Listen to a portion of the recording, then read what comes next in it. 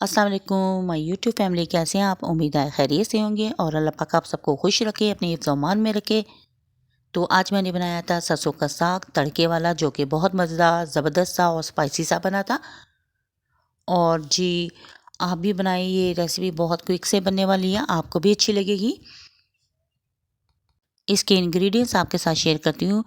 1.5 KG मैंने साग लिया था, हाफ़ केजी इसमें पालक ऐड कर दी थी और 2 टेबलस्पून क्रश किया हुआ अदरक था और 2 से 3 अदर ड्राई चिली थी और कुछ स्पाइसेस शामिल थे और आधा पाव के करीब सब्ज़ मिर्चें मैंने कटिंग करके रखी हुई थी, वो भी इसमें जाएंगी।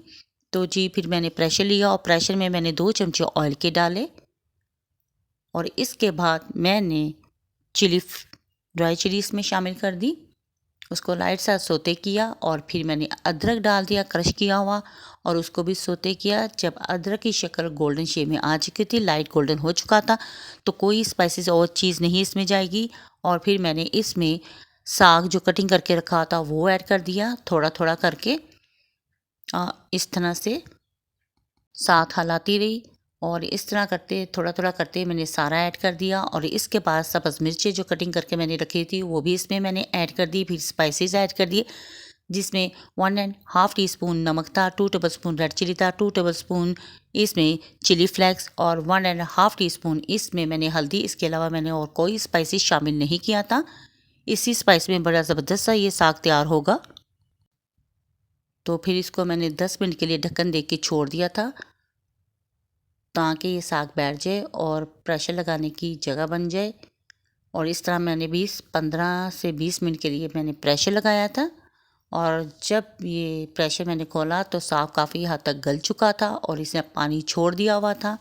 तो फिर मैंने इसमें देसी घी ऐड कर दिया। अगर आपके पास है तो ठीक है, वरना आप स्किप भी कर सकती हैं, वरना सिंपल सा आप कोई भी घी इसमें शामिल कर सकते हैं टेस्ट के लिए।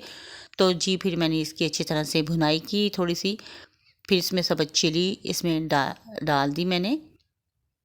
तो जी, आप ये रेसिपी बड़ी ज़बरदस्त बनती है। तो फिर आस्ता आस्ता मैंने इसकी भुनाई करती रही, इतनी भुनाई करनी है कि साग ऑयल छोड़ देगा, तब आप समझ जाएं कि हमारा साग रेडी हो चुका है। और इतनी ज़बरदस्त खुशबू आ रही थी, मेरा तो पूरा घर खुशबू से महक रहा था और साग की तो एक अपनी ही खुशबू होती है। तो जी, हमारा साग बिल्कुल रेडी हो चुका था।